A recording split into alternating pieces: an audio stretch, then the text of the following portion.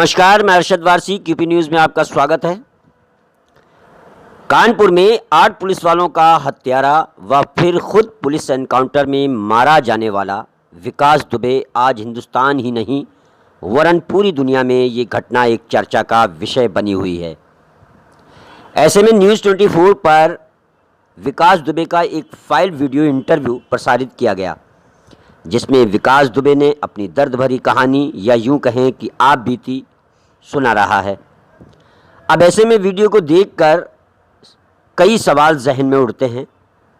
क्या आपके जहन में भी यही सवाल उठ रहे हैं? अरे उठना भी चाहिए।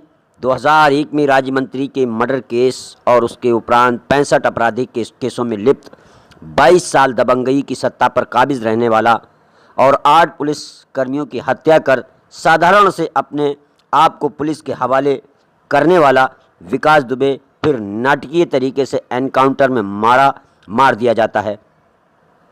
सवाल तो उठेंगे, वीडियो में क्या इंटरव्यू देने वाला विकास दुबे है? सवाल तो उठेंगे, वीडियो में आपराधिक मामलों में दूर दूर तक अपनी भागीदारी नहीं होने की बात कहने वाला व्यक्ति सीने पर गोली खाकर मर गया।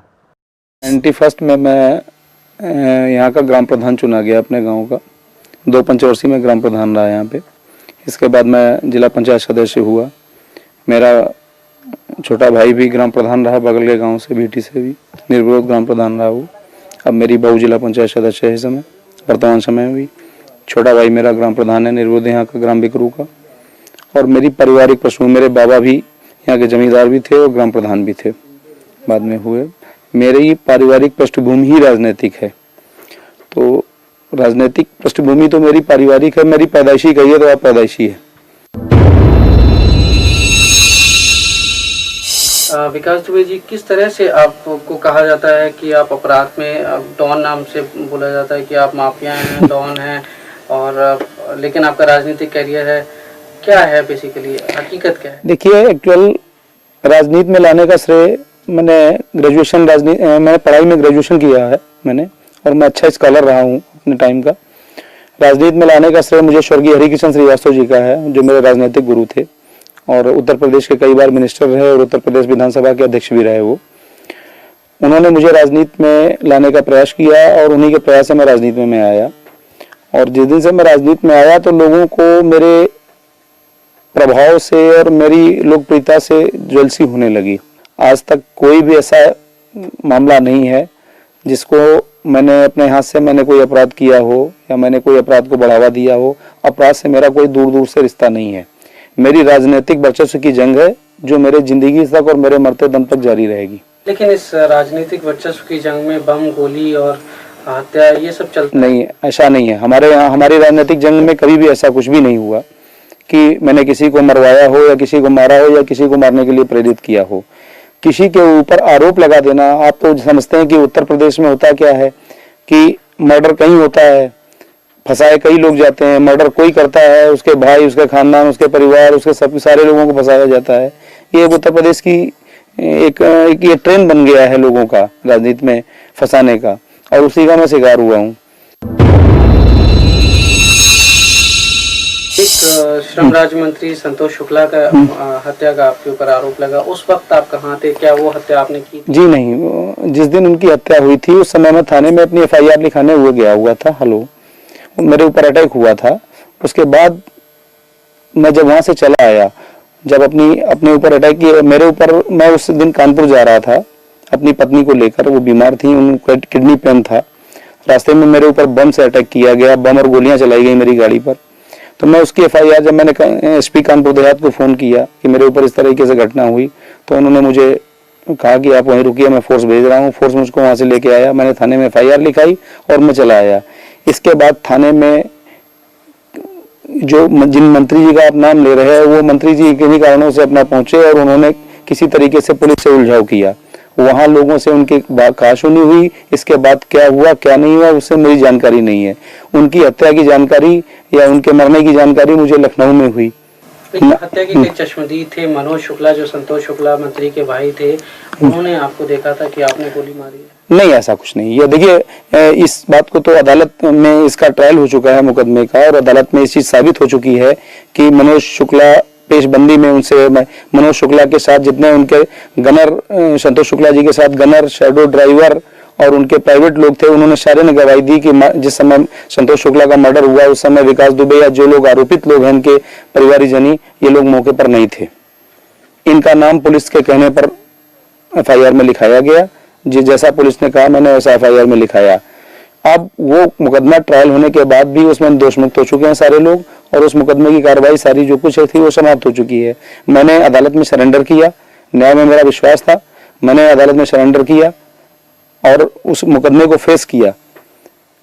सारे ट्रायल को जितने दिन ट्रायल रहा मैं अंदर रहा, मैंने ट्रायल पे मेरा जब ट्रायल हो गया मैं समाप्त हुआ, मेरा मुकदमा खत्म हुआ, उस समय मैं जेल के बाहर आया।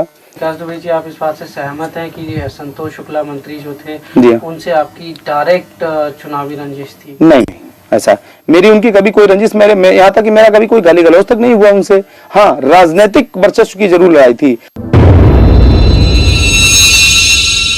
के बारे में कहा जाता है डॉन है, क्या आप मानते हैं? नहीं, ऐसा कुछ भी नहीं है। मेरी ओपिनियन, आप क्षेत्र में जाइए, हमारे कम से कम विधानसभा, अगर पूरे जिले में नहीं जा पाते हैं तो कम से कम मेरी विधानसभा में जाके और प्रति गांव एक आदमी से सर्वे करिए।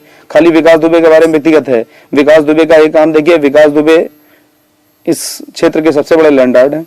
हमारे पास सारे हैं, मैं स्वयं की खेती कराता हूँ, स्वयं का मेरा व्यापार है, स्वयं का मेरा स्टेट कारपोरेशन का काम है, मेरा आर्थिक भी है। आज तक मैंने कोई आर्थिक, ऐसा नहीं कि मैंने कोई आर्थिक अपराध कराया हो, किसी अपराध में संलिप्त रहा हूं।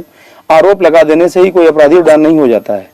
विकास दुबे के वर्चस्व को कम करने के लिए ये सारे मुकदमे फर्जी लगाए गए, जो कि अदालत में सारे खत्म हो चुके हैं। 2-4 मुकदमे भी ट्रायल पर हैं जिनका मैं फेस कर रहा हूं और ट्रायल होने के बाद जो भी अदालत निर्णय करेगी उसको मान्य करूंगा। मैं एक चीज जानना चाहता हूँ, छात्र जीवन से लेके अब तक आपके ऊपर कितने मुकदमे लगे गए, कितने में आप बरी हुए, कितने अभी आपके ऊपर चल? मेरे हिसाब से 45 मुकदमे आज तक मेरे ऊपर खिलाफ कायम किए गए। किस तरह के? गैंगस्टर के हैं, गुंडा एक्ट के हैं, पुलिस के। अभी आपने बताया सहारनपुर में साहब दिखाया कि साहब वो गैंगस्टर में वहां से वंचित थे, तो चूरन, नशे का चूरन खा रहे थे आप।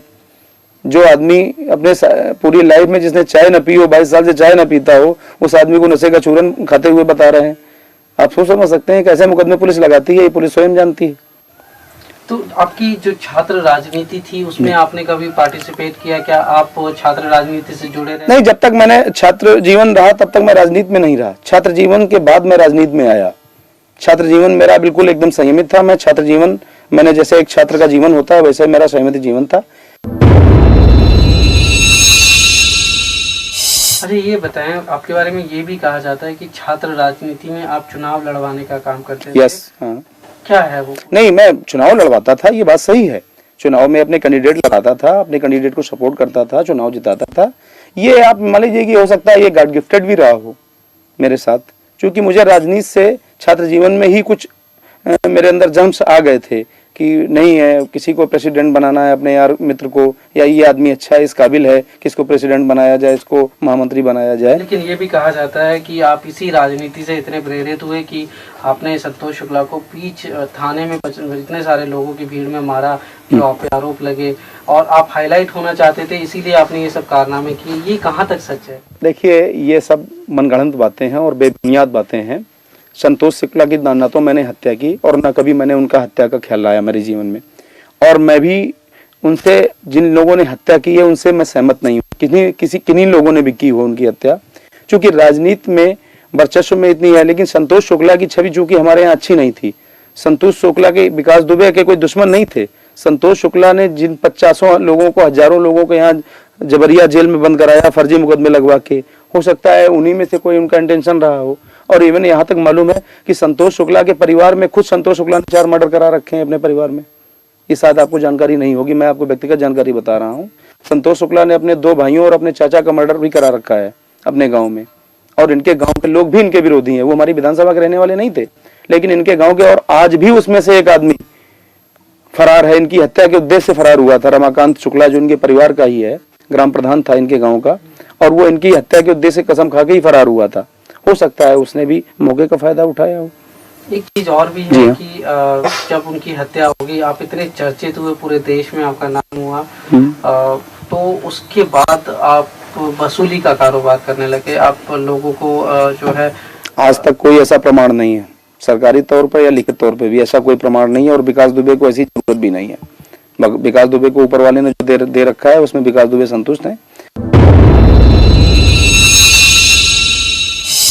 तो छवि है, ऐसा क्यों है? लोग देखिए, आपको शायद ना लगे, आपके इलाके के लोग की पूजा करते नहीं, मुझे ऐसा नहीं लगता। आपके नाम से नहीं, मुझे ऐसा नहीं लगता कि मुझे लोग हैं। मैं तो जिस समय गांव में या क्षेत्र में अपने निकलता हूँ, छोटे छोटे बच्चे भी पंडित जी कह के आगे मेरी गोद में आ जाते हैं। मैं कैसे जानूं कि लोग मुझे खौफ खाते हैं?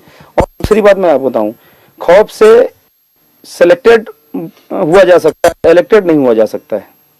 इलेक्टेड आदमी वही हो सकता है, और आज तक मैं कभी सेलेक्ट होके कोई मैं नेता नहीं बना, ना मैंने पाया। आज तक जितने भी इलेक्शन लड़े मैंने पब्लिक इलेक्शन लड़े, और आज के इस दौर में पब्लिक को टेरर में लेना या पब्लिक को टेरर लेके वोट लेना ये संभव नहीं है। तो अभी आप नेक्स्ट क्या करेंगे? एमएलए का चुनाव लड़ेंगे या नहीं? मेरी आकांक्षा तो यही है कि मैं स्वस्थ हो जाऊं जल्दी, और स्वस्थ होने के बाद मेरी भी है, मेरे हाई कमान से मुझे निर्देश भी है कि जितनी जल्दी स्वस्थ हो जाएं आपको इलेक्शन लड़ना है। आप जिस समय स्वस्थ हो जाएं हाई कमान रिपोर्ट करिए, आपको क्षेत्र दिया जाता है, जिस क्षेत्र के लिए आपको कहा जाता है उस क्षेत्र में आके आप चुनाव की तैयारी कीजिए। आपको अपनी सुरक्षा को लेकर कोई चिंता होती है? आपके तो बहुत दुश्मन होंगे। तो देखिए, राजनीति में आज तक कितने लोगों की हत्याएं हुई, सबको सुरक्षा मिली हुई थी। जब ऊपर वाला जब तक नहीं चाहेगा तब तक किसी की हत्या नहीं हो सकती। जब ऊपर वाला किसी के ऊपर ठीक होता है तब ठीक है। अगर हमने गलत काम किए होंगे तो मेरी हो सकता है हत्या भी हो सकती है। अगर मैंने अच्छे काम किए होंगे तो हो सकता है ऊपर वाला हमको भी लोगों की सेवा करने के लिए जिंदा भी रखेगा। लेकिन फिर भी सुरक्षा को लेके आप क्या एहतियात बरतते हैं? क्या सरकारी सुरक्षा आपने मांगी? देखिए, मुझे अभी तक सरकारी सुरक्षा प्राप्त थी। इस गवर्नमेंट में 11 दिसंबर 2004 तक 4 जनवरी 2005 तक मुझको सरकारी गनर प्राप्त था। एक बार नहीं, 3 4 बार प्राप्त रहा मुझे। लेकिन कुछ राजनीतिक कारणों से मेरा गनर वापस ले लिया गया, इसलिए मुझे व्यक्तिगत सुरक्षा अपनी रखनी पड़ती है। और चूंकि आप जानते हैं उत्तर प्रदेश की राजनीति में राजनीति करने वाले आदमी को या चर्चित आदमी को अपने राजनीति से ज्यादा अपने सुरक्षा की चिंता होती है, लेकिन मैं उतना भी चिंतित नहीं होता हूँ। सुरक्षा अपनी जगह है, चिंतित है, क्योंकि मुझे ये विश्वास है कि मैंने पब्लिक में ऐसा कोई गलत काम नहीं किया है जो जनता ये करे। लेकिन चूंकि राजनीति में सुरक्षा सिक्योरिटी करना कोई बुरी बात नहीं है, तो इसलिए अगर मैं अपनी सुरक्षा रखता हूं तो इसमें कोई हर्ज नहीं होना चाहिए किसी को। जी ये बताएं, छात्र राजनीति आजकल क्या गंदी हुई है? क्या उसमें देखिए, हिंसा का बढ़ावा लेके देखिए, मैं आपकी बात समझ गया पूरी इतनी बात में ही। देखिए, जिनको राजनीति में मठाधीश कहा जाता है उन लोगों का सीधा दखल छात्र राजनीति में है, जो अपने उल्लू सीधे करते हैं छात्रों के जरिए से। और ये दखल, मठाधीशों का दखल छात्र राजनीति में कतई नहीं होना चाहिए, इसका मैं विरोधी हूँ। छात्र राजनीति एक प्राथमिक सीढ़ी है और वो बिल्कुल पाक साफ होनी चाहिए।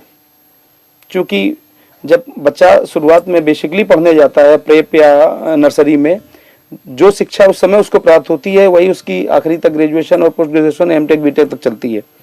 अगर किसी आदमी की नींव ही खराब कर दी जाएगी, छात्र राजनीति में अगर मठाधीशों का दखल रहेगा तो छात्र राजनीति कभी भी पाक साफ सुथरी नहीं रहेगी। लेकिन एक मठाधीश मेरे सामने बैठे हैं, उनका भी दखल रहा छात्र राजनीति में। उन्होंने भी अपने कैंडिडेट खड़े किए, उन लोगों को जिताया बाकायदा। जब तक मैं जब तक स्टूडेंट था तब तक मैं राजनीति में, छात्र राजनीति में मेरा इंटरेस्ट रहा। जिस दिन से मैंने स्टूडेंट लाइफ मेरी समाप्त हुई उस दिन से मैंने छात्र राजनीति में कभी दखल नहीं रखा। पर राजनीति में मठाधीश बनना कोई बुरी बात तो नहीं है, लोग बनते हैं। और नहीं, मेरी समझ में बुरी बात है। कुछ और कहना चाहेंगे आप हमसे? मैं यही आपके जरिए से मैं थोड़ा सा संदेश देना चाहता हूं लोगों को कि राजनीति में जो लोग एक दूसरे को नीचा दिखाने के लिए गलत प्रभाव का इस्तेमाल, सत्ता का और पुलिस का दुरुपयोग करते हैं, ये नहीं करना चाहिए। किसी भी अच्छे व्यक्ति को आगे बढ़ने से रोकने के लिए ये रास्ता अच्छा नहीं है। अगर किसी को इस तरह रोकना है तो उसके राजनीतिक प्रभाव को कम करिए, उसकी खामियां पब्लिक में बताइए। लेकिन किसी के ऊपर आप फर्जी मुकदमे लगा के बंद करवा दें अपने राजनीतिक प्रभाव के इस्तेमाल से, ये बात ठीक नहीं है। लेकिन विकास दुबे जी, शुरुआत में तो शायद कभी ना कभी आपने कुछ ऐसा कुछ किया होगा जिसकी वजह से केस लगे होंगे। उसके बाद क्या पुलिस ने जबरदस्ती डाले केस? देखिए, पुलिस आज भी मेरी विरोधी नहीं है और पुलिस मुझसे कभी भी इस तरह से असहमत नहीं रही। मैं ग्राम प्रधान रहा, बराबर पुलिस दरवाजे आती है, बराबर क्षेत्र के एसओ सीओ साहब जो भी हों, जो बुलाते हैं, मैं आज भी थाने जाता हूँ, मैं कोई पुलिस लेकिन मेरा जो से मुंह नहीं छिपाता हूँ। लेकिन जो मेरा सवाल है वो ये है कि शुरुआत में तो जरूर आपसे कुछ गलतियां हुई होंगी, जिसका बाद में जो है लंबे अरसे में पुलिस ने उसको ध्यान में रखते हुए और केसेस थोपे होंगे, चाहे वो राजनीतिक। देखिए, पुलिस ने जो कुछ भी किया मेरे साथ वो राजनीतिक दबाव में किया। पुलिस ने व्यक्तिगत रूप में मैंने ऐसा कोई काम किया और ना पुलिस ने। देखिए, पुलिस को सिर्फ निर्देशित करके उनको दबाव देकर उनसे गलत कराया गया। पुलिस ने जानबूझकर मेरे साथ कोई गलत काम नहीं किया। उत्तर प्रदेश और बिहार में राजनीति में, पुलिस में राजनीति का इतना ज्यादा दखल है कि आगे चल के राजनीतिज्ञों को लेकर पब्लिक जूता लेकर दौड़ेगी, राजनीति करने वालों को पसंद नहीं करेगी। किसी दिन हिंदुस्तान में 2 स्टेट ऐसे हैं आपके, ये इनमें राजनीतिज्ञों को देखना पब्लिक पसंद नहीं करेगी। राजनीति करना तो दूर रही, राजनीतिज्ञों को देखना पब्लिक पसंद नहीं करेगी।